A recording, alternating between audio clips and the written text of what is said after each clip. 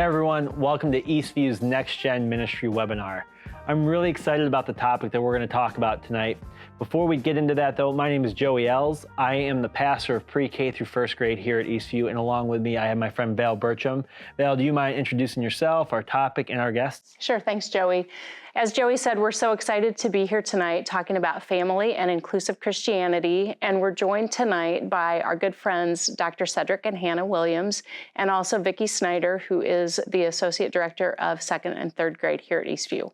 Thanks for being here, guys. So our topic is, can you say that one more time for us? Family and inclusive Christianity. That rolls right off the tongue, doesn't Family it? and inclusive Christianity.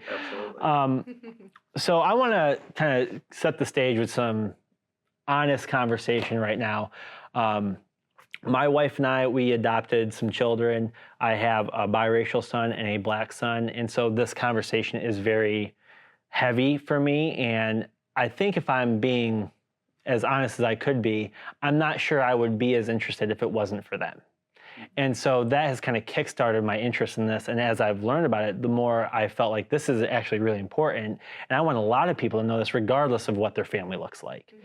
So that's kind of where I'm starting from. And I just really appreciate you being here and allowing us to have this safe conversation. And I'm sure we're going to say some things tonight that's like, maybe not that way, Joey, but hope like that's kind of the point, right? Is to help educate and to love on each other and really remember that we are part of God's family and we're all made in His image. So thank you for allowing us to have this space and helping us do this. So Vicki, Cedric, Hannah, do you mind just starting, maybe introduce yourselves a little bit, maybe some family background? Vicki, why don't we go ahead and... Sure. My name is Vicki. And I'm actually not from the area. I was born and raised in New York City. I'm first generation American. My mom and dad emigrated from the Philippines in the 70s. My older brother was actually born in the Philippines, spent a few years there before joining my dad. Okay, my dad went first, and then my mom and my brother followed.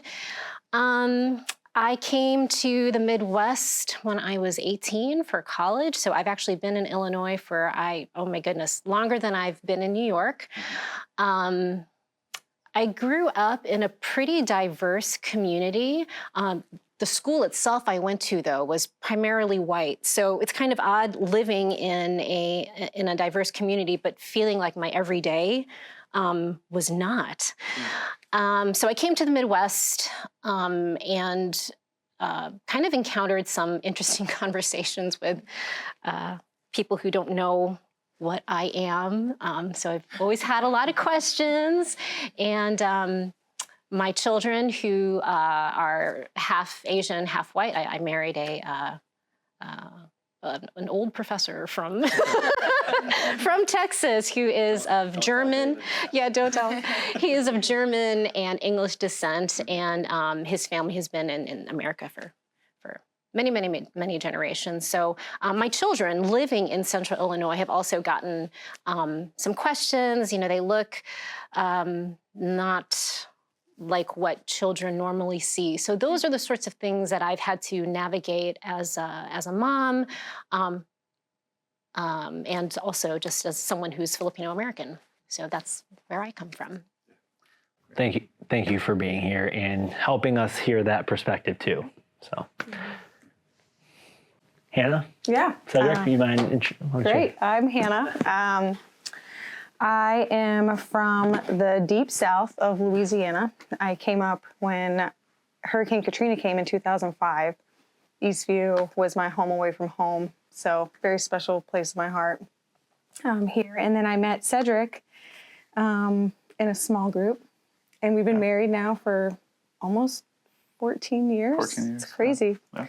We have 2 kids, 9 and 8, and yeah, I am always trying to grow in this place, in this area.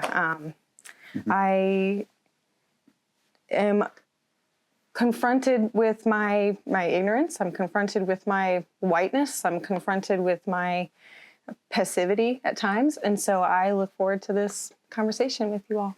So, yeah. Yeah, and I'm Cedric. I'm married to Hannah, obviously a bicultural marriage, and we have a multiracial family, which is really interesting in the sense of some of the challenges, some of the things that we go through, some of the joys as well. Yeah, so absolutely. I think that this conversation is something that's really important to us. We talk about this a lot. Part of this is because of our work. So I'm a psychologist and a professor. Hannah has a background, a degree in marriage and family therapy. So a lot of feeling words, a lot of talks about, how we're doing and, what we're thinking about. And just the fact that we come from different backgrounds, I grew up here in the Midwest in a very conservative, Bloomington normal environment. But I've kind of lived all over in that way, whether it be in the South, while I was stationed in the Army, in Oklahoma, and then of course, being in a bicultural marriage presents a lot of different variables and things that we go through, right? Yeah. Which I'm sure that we'll talk about during our time today.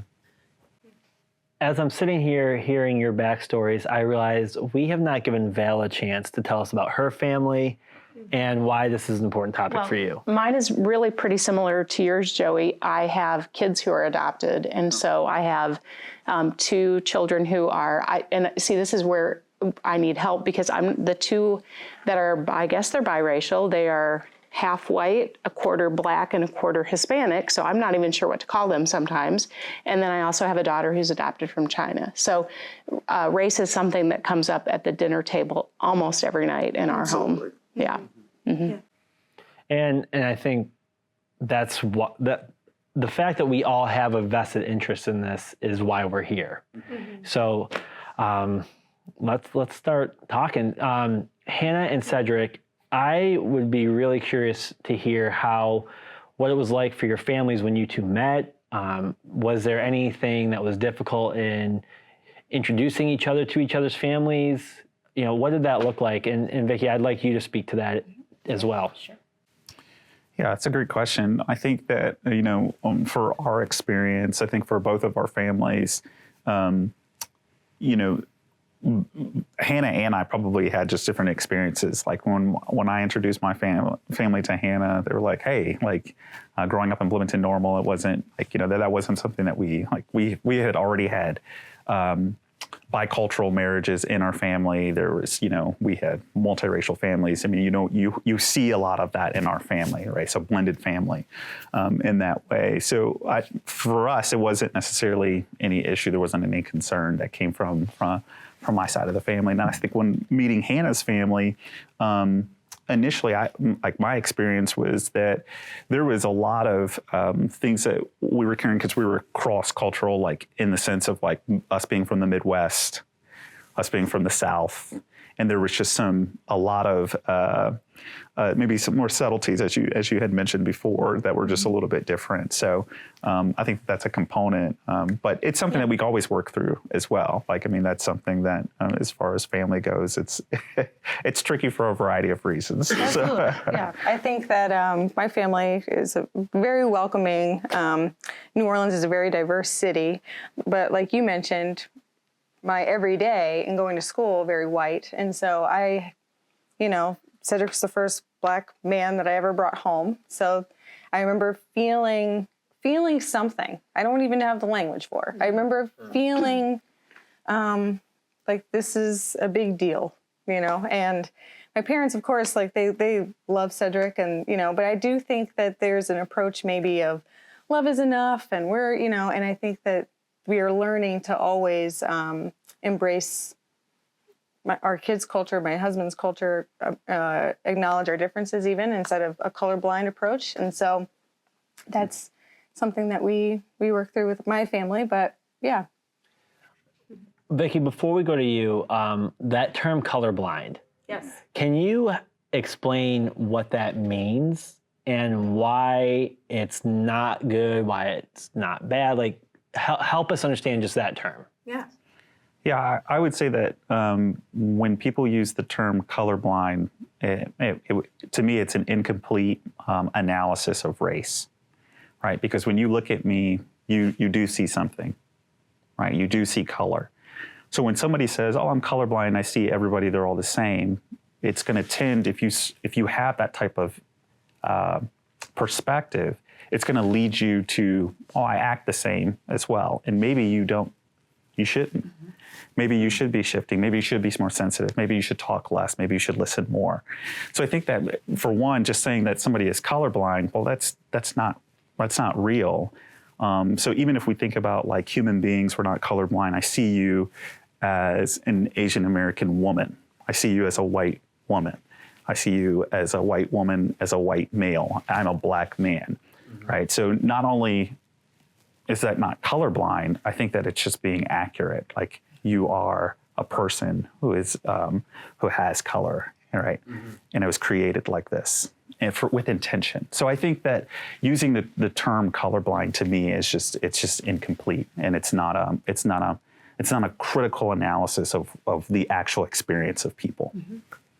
I would agree 100%. I love that you use that word incomplete, because when you say colorblind, it almost ignores the rest of me. Like, it's ignoring a crucial part of who I am and my experience growing up.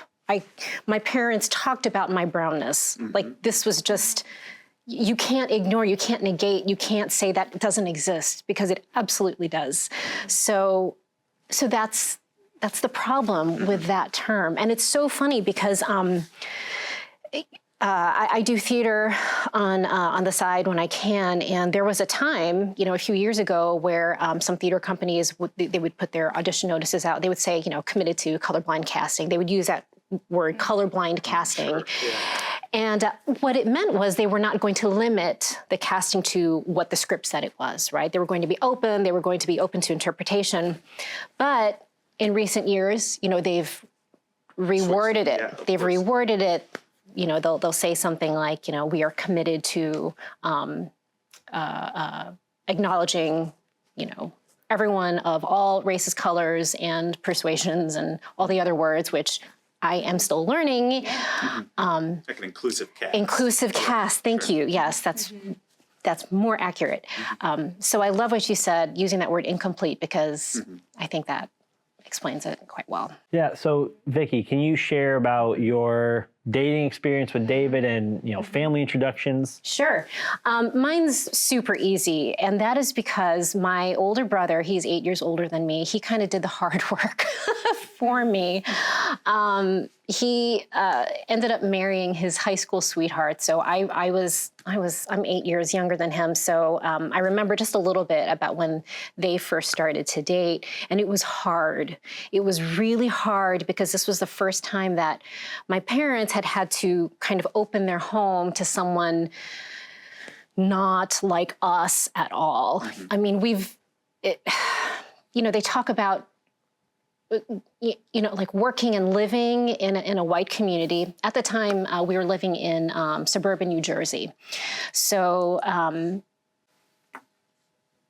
for my brother, who was kind of raised in a fairly diverse community, but I think I would safely say mostly white, for him to introduce someone not like us, who doesn't know the food we eat, who doesn't know, just all of our things, the language we speak. It was really hard for them, and there was a lot of fighting, to be quite honest. Words like, she's not like us, she doesn't like us, or not like us, does not like us, won't understand us. And there wasn't a lot of words for them to say. There was more like just a real resistance and fear. It was, yes, it was very hard. Now, for my my brother's girlfriend at the time, they are now married, she had a very welcoming family, and, loved my brother, loved everything about us, wanted so much to kind of like have open arms, invited us over. And at times she expressed, the frustration and also the sadness of there not there being a coming together easily. It took many years. It took many, many, many years. So by the time I was dating and met my husband, my brother had done all the hard work. So it kind of wasn't, they were accustomed to this. Sure. And then, of course, my husband, David, I think you can just tell, and maybe I don't have the right words for this either, but you can kind of just tell with a family the climate, like the level of openness and love there. I mean, I'll say that I have, I've had a few other dating relationships where when I met the parents, I could just tell that there was something dividing us. There was something there that you can just tell. And that wasn't the case with David and me and our families. So I feel like I was lucky. One, because my brother had done all the hard work, and two, our families were just kind of ready and very much okay with what they were seeing between us, And now I'm going to talk as a mother. I feel like, even my mom would tell me, she's like, I knew he was right for you. So there's no argument, there's no pushback. She just knew. And so that's our story. I really appreciate both of you sharing your stories, and I think after hearing this, what I'm hearing is that there was some sort of familiarity of being around other races that made your families more accepting. Like Cedric saying, your parents were used to being around other races, but Vicki, yours were not, and that maybe was part of the tension. So we're admitting that probably most of our families tonight are predominantly white families and maybe don't have some of the experiences that you guys have shared tonight. So could you just maybe give us some thoughts on how do you even begin that conversation about racism? Like I said, it comes up at our dinner table almost every night, but it's natural how it comes up because it's what the kids are experiencing. How, as a white family, would you approach the conversation without it being like, hey, let's talk about race tonight? Any thoughts? Sometimes I wonder if that's just how direct it needs to be, though. Yeah, maybe. But maybe. As you asked that, I was reminded of this study that was done where the researchers were asking parents to talk to their white children for a week about race. 5 to 7-year-olds. Talk to your 5 to 7-year-olds for 1 week about race. And then we'll revisit. And they showed substantial decline in racial bias just from 1 week of talking to 5 to 7-year-olds. So you're never too young. We know that kids who are as young as 30 months old are choosing playmates based on race. So it's very much a part of their world. And so I think sometimes we feel like they're not ready for it. They're not ready for the conversation, but they are, And so. I have a question about that, though. Hannah, you said for a week talking to your kids about race. So what is that? What do you mean? What does that mean? So that would be, it could be as simple as reading a book and acknowledging that like the characters in this book are Asian. The characters in this book are brown or black. And pointing that out and making it just normalizing different skin tones, normalizing what you see, Yeah, I was just thinking too of like the conversation we had the other day where you came home and you were saying, I went to the kiosk at the mall. Yes. And you were saying how all of the ornaments were white. Yeah. don't even get me started on that one. So it was so interesting. I think this has happened in like 2009. This is before we had kids. I can remember Hannah came home from, this is during Christmas time. You came home and you were like in tears. I was like, what is going on? You're like, I went to Toys R Us and there was no black or brown dolls. The one black doll was substantially more expensive. And Okay, that's what, yeah. And it was just like, what? You just see the disparity. It was like a harsh initiation, I think, into the oppression that is just a regular Tuesday for people of color that I had no idea about. And I was just like, oh, this is a reality. This is a reality. And so I think, like, to get back to your direct question, I think that it's part of it is about observation. It's like, what do you see in the world, as a parent that you live in, right? If you see these characters on TV, if you see what's going on in the news, how do you bring this conversation and say, hey, this is what I'm learning, right? And I think that that's the part where parents, specifically with white parents, this is a domain where you have to be a mutual learner with your kids, rather than just strictly like, I'm teaching you. It's, I'm curious about this as a parent. I'm curious about this as a white person. How can you, come beside your kid and have these conversations? I'm learning about this. Hey, we had this webinar that, we're having now. I'm wondering what you all think about this. This is what I learned from this. So being able to even take little snippets of what we're talking about today and say, hey, I heard this speaker who was saying this. What do you guys think about this? And having that time just to be able to ask questions in that way. I think that a lot of times people want this to be very natural. Like, we want it to be natural. We want it to be really easy. But initially, it's probably not going to be. It's just like any other muscle. You have to develop it. There has to be like little small, micro interventions in order to make those big changes. Yeah. So.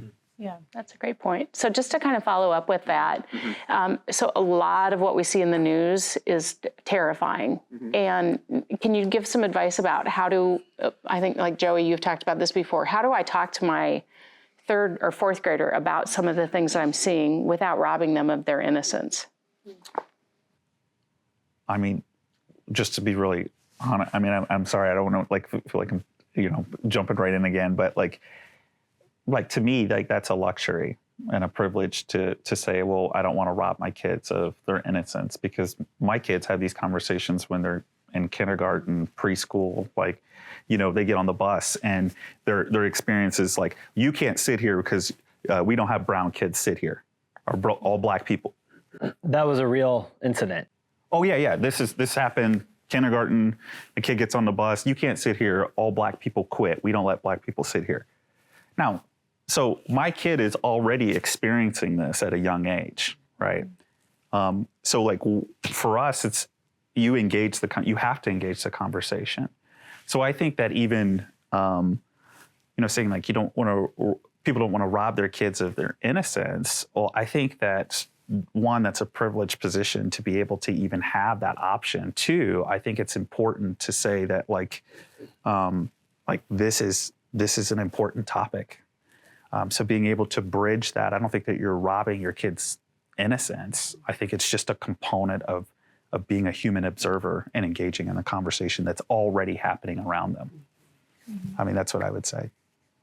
I would add that just like any hard, awkward conversation, I think you can choose your words carefully. So something that we try to tell our youngest, who's 9, rather than saying, this man was, we don't describe how this person was hurt. We just say this person was hurt because someone felt that his skin color was, So we just,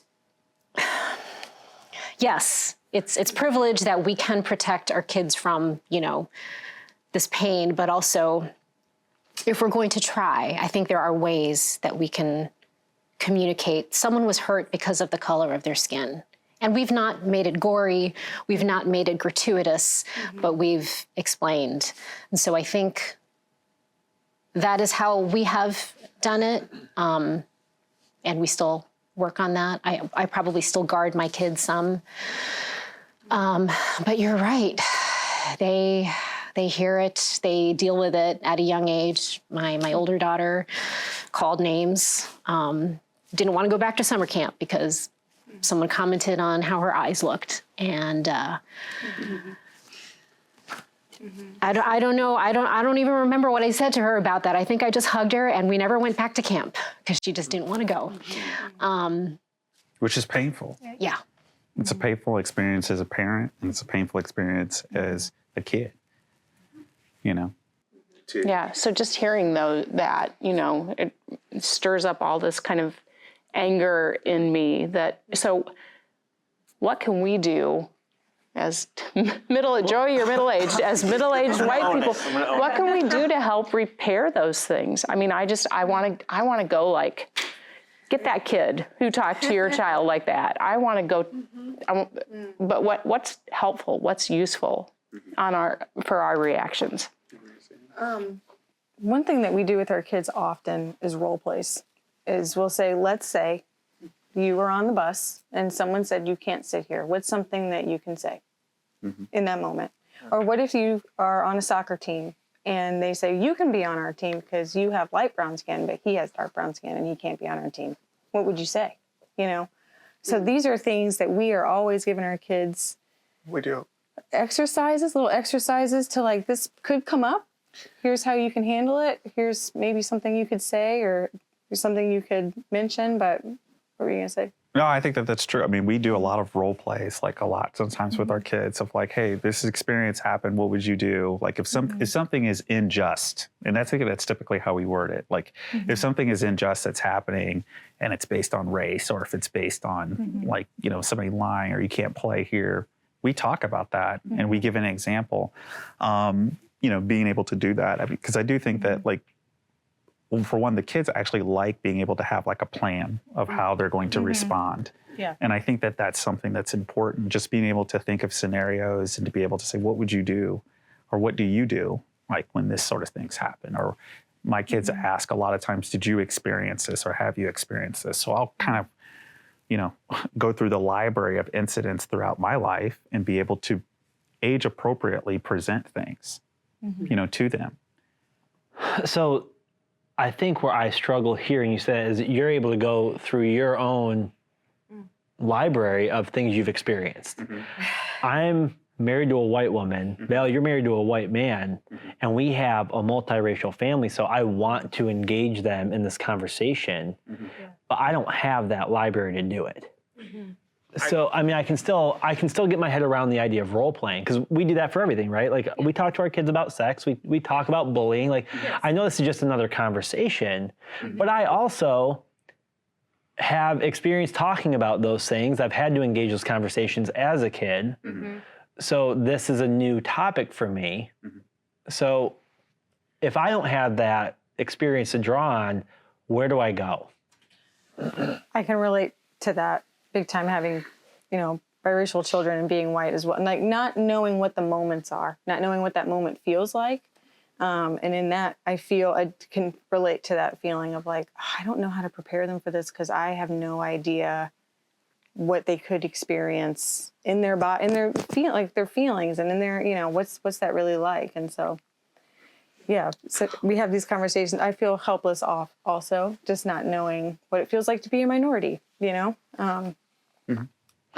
But what I would say to that is, if you don't have the personal experience like library, which I just named, like you do have like a literal library where you can seriously like, and I laugh about it, but there's so many books, there's so much literature, there's so many videos, there's so many documentaries about history, historical references of children experiencing racism, adults, young adults, all throughout the lifespan who have experienced race or racial conversations.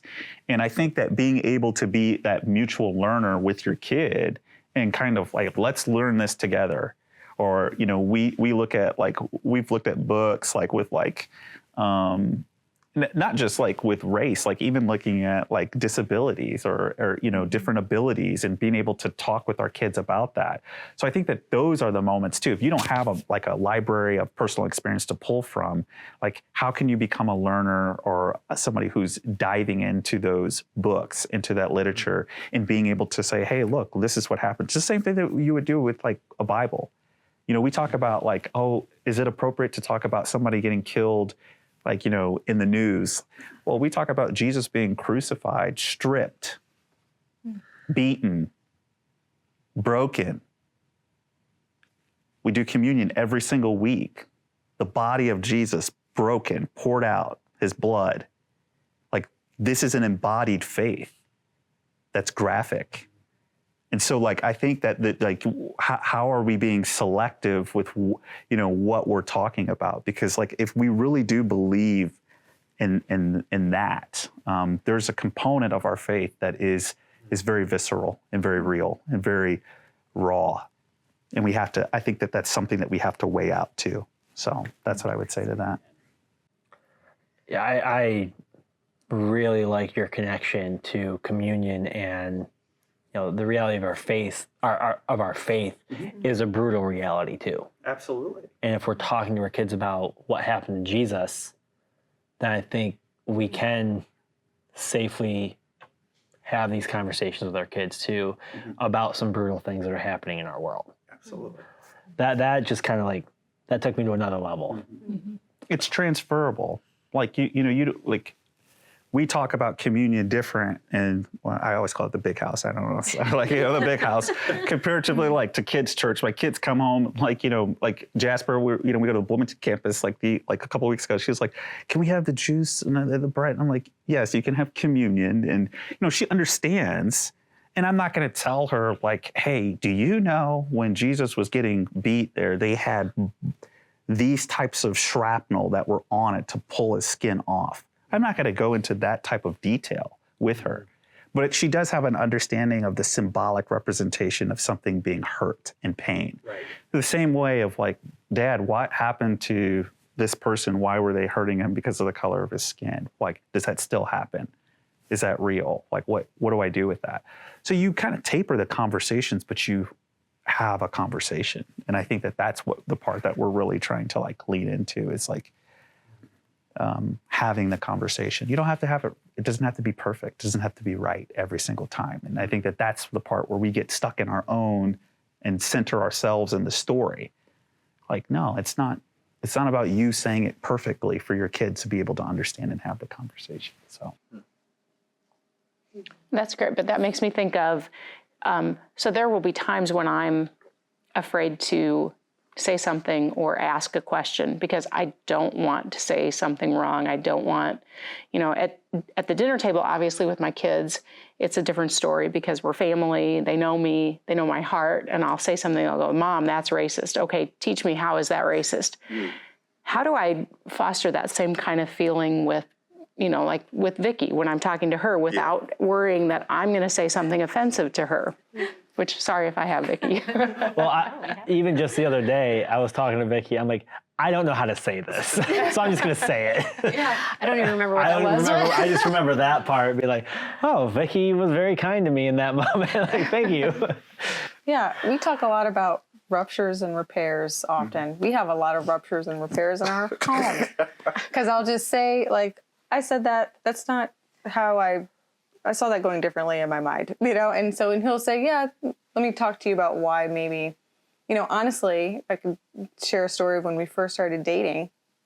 Do you remember? You know what story I'm going to tell? I don't know what story you're going to tell. Okay, yeah, I was just saying, wow. Well, I grew up in New Orleans, and I had an image in my head of what a Black person was where I grew up. There was a much more, I just never met someone like Cedric. And I was confronted with my own bias about what I imagined Black people were.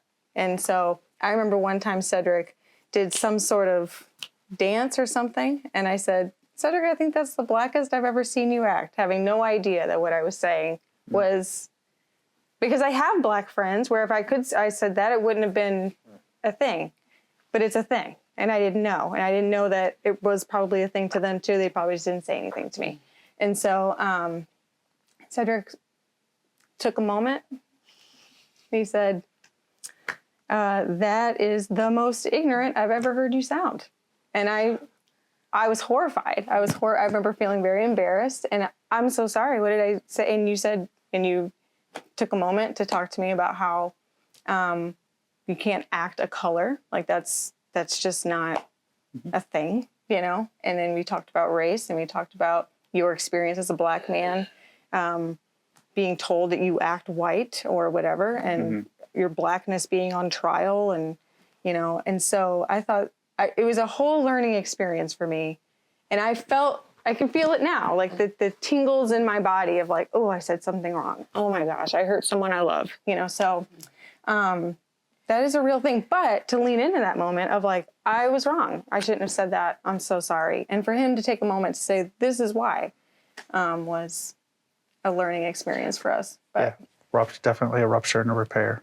Yeah, so could you just kind of maybe define that a little bit for us? Yes. What you're talking about with rupture and repair? Yeah, so Yes. like for therapy language, you talk about like there's a rupture that happens. Like if we're in a conversation and something happens and like that doesn't feel very good. So like normal marriage conversations. Normal marriage conversations, a rupture happens. I'm sure you all can relate, right? That's not what I meant. Yeah, that's not what I meant. So a rupture happens, right?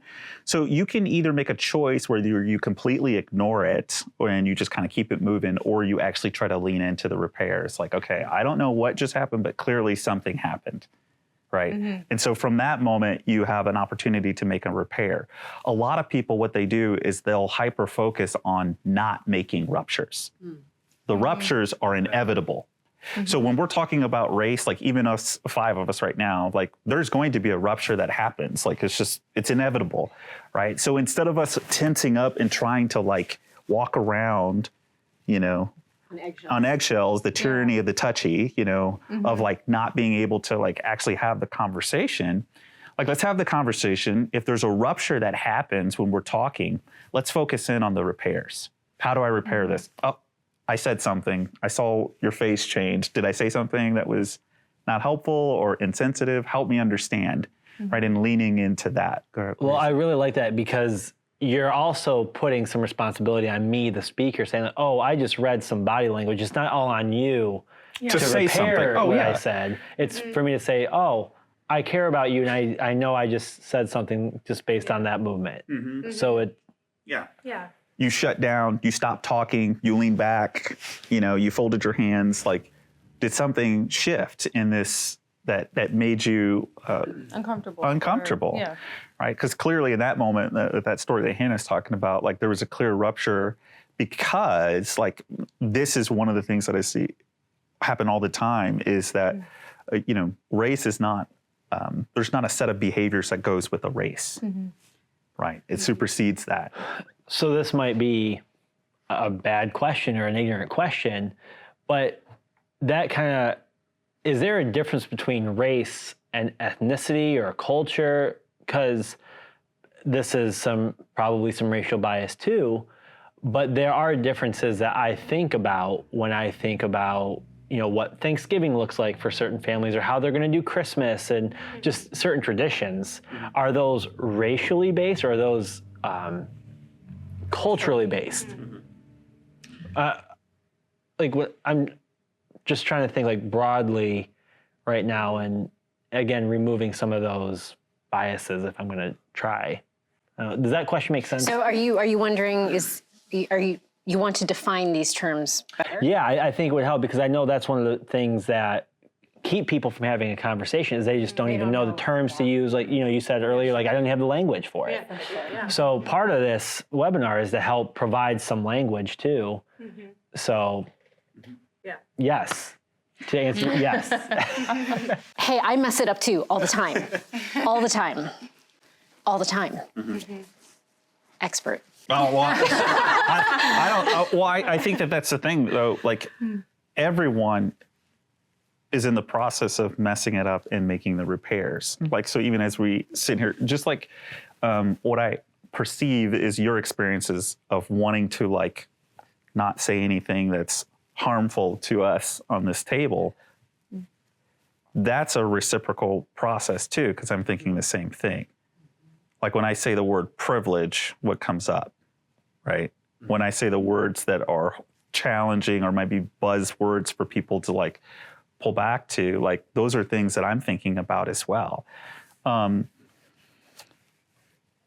Backing it up, talking about key terms. Key terms are key terms like diversity, inclusion, equity, race, ethnicity, culture. I mean, I don't know if like we can go through every single one of those and talk about them, but having an awareness of key terms and how they change and how they shift and how they're used, I think it's important. That's a part of the learning process though too. Same way that I go through flashcards with our little kids and talk about definitions and how they spell things. Maybe that's an exercise that you do with your kids. What does this term actually mean? Ableism. What do you mean by that? Race, ethnicity, right? So race and ethnicity are different. Like I'm African American. When we went to Fuller, we had African not roommates, but people who were colleagues there, right? So we share the same race, but we have different ethnicities, different cultures, right? And so being able to talk about those things and the differences of those, I think that that's another little practical exercise that people can actually do and say, hey, look, here's 30 key terms that are being used. You know, let's go through this together and see what we find. What does this mean? See what conversations come from that as well. I guarantee that that's going to elicit a lot more conversations than just, you know, a definition time. Stocking stuffer? No. Stocking stuffer. Flashcards. Sorry, that's maybe not very funny. But no, that spoke to me because sometimes in the busyness of just doing life and in light of current events and what's been happening, I feel like I play catch up, you know? And even just prepping for this conversation today, I felt like I had to kind of get my ducks in a row and say, hold on a minute. What does this mean? What does this mean? How is this defined? Am I getting these things straight? Am I using the right words in an effort to not offend or say the wrong thing? So, right, there is this element of eggshells and fear. But yeah, if we do better by just learning some things, learning small things, then we move forward. And I don't even feel like, I mean, I think in this conversation, like, I feel some responsibility to, like, get things right, but I do feel an incredible amount of freedom, too, of just like, here's the conversation, like, how are you in your own, you know, at home taking this information as well? Like, I mean, I think that that's the component. It's like, hey, this is a conversation that continues to happen, but how can you go further with it? And if that means that you need more learning and education along the way, then what are you doing as a human being to further develop? You know, we talk about the process of sanctification, of becoming more Christ-like all the time. Like this conversation is a component of that. Absolutely. So like, you know, like the same way that you would go through the process of sanctification or becoming more Christ-like with giving and serving and, you know, preparing or, you know, like it's the same, to me, it's the same thing. It's like, this is a part of that. Having these discussions, thinking, seeing people, loving your neighbor as yourself, all of those things that we talk about, this is embodied. This is the opportunity to do it. I'm going to switch gears just a little bit, if that's okay. So a lot about what we've been talking about is just that whole natural, have your conversation at home with your kids and stuff. How do we naturally diversify our own circles? That seems kind of awkward. Like I'm not going to just come up and be like, hey, be my friend because you're Black and I don't have any Black friends. That seems not natural at all. So how do we do that? I don't know if it's natural. I think that you might have to make a bold move and put yourself in a position or an atmosphere or an environment that maybe you wouldn't normally feel, or you wouldn't normally go to. And I asked Cedric what you were just describing of like, how do I avoid tokenism? You know, like I need Black friends or I need people of color in my circle to diversify my friend group. And you gave a really interesting answer to that. I really would like to share it. You said, I wish I would. Okay, you said that you avoid having people in your friend group to represent something by having it be a reciprocal relationship. That it's not that you're just doing something for me, but. Yeah, thank you. Thank you for the prompt. I forgot it. But like. Great. You know, I think that's the thing. Like, people don't want to get away from like tokenism, but it's only tokenism if I need this person of color, I need this white person in my life because I need to diversify my friend group, right? It puts you at the center. It puts you at the center. But if it's like, hey, like I think that can be this mutual engagement, this mutual learning process from expanding this in our home. I think it's important. And Hannah's right. Like, I don't think it's natural. Like. I don't think that if you are always in the same groups, you're reading the same books, you're reading the same podcasts, you're going into the same institutions, you're watching the same organizations and signing up for those things, well, you're going to get the same results in the same friend group, the same people you're hiring, the same people, you know, it's like, of course you are. Like, there has to be some sort of bold move to step outside of that. You know, I think about like we're part of the local chapter of the NAACP. There's white people that are part of an NAACP. Like opportunities to be able to expand your group. Now, of course, that's a bold step to move into different organizations, but once you're in those organizations, then you have natural learning and natural processes of being together. There is no easy, like, I don't think that there's an easy answer for diversifying groups. I just don't. I think it really takes intentionality. And then once you take the intentionality of being in different settings, whether it be like games or sporting events or which teams or things that, like even that, like what are you exposing your kids to? Taking those steps, of course, the natural things happen from there, but you have to put yourself in a position. I think, I'm sorry, I'm talking a lot, but like the only thing I'm thinking about is like, when I did the degree in spiritual formation here at Eastview, we talked, when JK was on staff, Pastor JK Jones, when he was on staff, we talked about like, you know, like you have to, with the spiritual disciplines, you put yourself in a position to hear from God. Like, so like the desert fathers, desert mothers, they would go out in a place where I'm going to have silence and solitude. I'm going to put myself in a position to learn, to write, to just to be. Right? And then change happens from that, putting yourself in the position. But it's like they still had to make the choice to actually put themselves in the position to go. So I don't think it's just like all of a sudden, like naturally, you're just going to do this. I think at some level it might be unnatural initially. And then, of course, you can have different conversations that come from that. That's my thought. So I know we're kind of getting low on time here, but we're talking about helping parents have conversations with their kids. Would it be safe to say that my kids are probably more comfortable with the conversation than I am? In the sense, like, you know, I recently read that as of 2011, 50% of that generation was white and 50% was non-white. So they're already more diverse than what I was used to growing up. So is it possible or probable that my kids are going to be more comfortable with the conversation than I would be? I would think so. I mean, I would say yes. I think that kids are probably going to be more comfortable with having this conversation just because of the, you know, generationally, like it's different. I would also say that like parents I think we have to enter this conversation with humility. It's like you're not, in most cases, you're always going to be the resident expert. In this case, you might not be. Your kids are going to have something to teach you about, you know, the conversation and how to go about it and what to say and what not to say. And I think that puts parents in a defensive position because, well, I have to lead. And if I'm leading, that means I'm talking and I'm teaching you. This conversation, I think, is like discipleship is supposed to be side by side too. It's not necessarily just me doing something and telling you something. It's side by side. And so I think that this is a conversation that is done best side by side as a mutual learner, right? Rather than just top down. That's my perspective on that.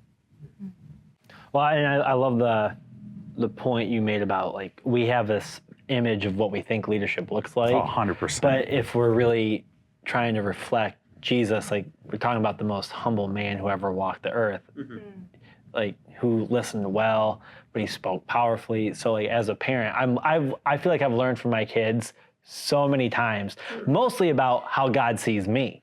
You know, like, so I really appreciate that perspective of like, let your kids teach you something. And I think if they do say something that might be shocking to you about their opinion about something, or maybe say something not quite right, I would take a more collaborative, gentle approach of like, tell me more of why you might have that opinion, or why that feels that way, or why, you know, so that it's always a safe conversation. If they feel like they're going to be in trouble, or if I feel like we can normalize having this conversation and having different opinions, and also being like, okay, well, let's talk about why maybe that might not be something you could say, you know, in a gentle way. So. And the last thing I would say, I mean, I'm sorry, like just like, I think that kids pick up on what you omit just as much as what you say. So like, if mom and dad don't talk about race, and all of my friends at school are at some level, or my teachers do, but we don't talk about that. That's how kids learn that this is a taboo topic. And that's what leads to like the shame, guilt, like, oh, I guess I don't know what to say. Like, they learn that from their parents by what they don't say, the conversations they don't have, right? So what is it? What was the kids are, that quote, you know, kids are great observers, but they're terrible interpreters, right? Like, and I think that that's really true. It's like that they will see you do something, but they won't be able to explain like what it is. And typically what they'll do is that those feelings will go inside.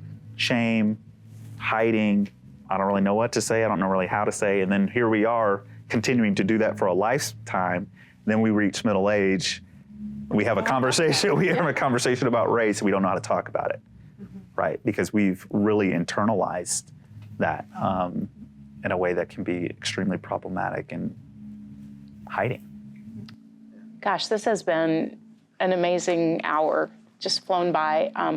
Vicki, Hannah, Cedric, thank you so much for your time here today, for enlightening us a little bit. Hopefully our parents too. I think it'll be great for them to hear. I do want to say before we end, we're going to continue this conversation at our next webinar with Cedric's colleague, Dr. Paul Flores. We're going to talk more about the process of sanctification and how the way we relate to each other. Jesus talks a lot about unity in the Bible, and how we relate to each other in all aspects sanctifies us to be more like him. So that's going to be a great conversation. We will send emails out on that for parents to sign up for that. I think you want to pray us out here, and then we will. Sure. Yeah, and again, thank you very much for taking the time to do this with us, and as Val said, enlighten us. So. No, it's mutual. Yeah, definitely. It's mutual. Lord, thank you so much for the opportunity to sit with such a great group of people, to safely have a conversation that can be hard to talk about. And Lord, we know that you did not shy away from hard things. We know that you engage things head on, and you did it in a way that was filled with love and compassion and grace, yet also with truth and justice in mind. And so, Lord, we want to reflect you. We want to honor you in who we are and how we love people. And Lord, we want to do that well as a church. So thank you for the opportunity to do this and to be in people's homes. And Lord, I pray that you would empower the families watching to have this conversation and not be worried about it, not be afraid to make a mistake, Lord, because you've covered it. You've cared for us all by the cross, and we lean into that. Lord, we love you, we praise you in Jesus' name. Amen. Amen.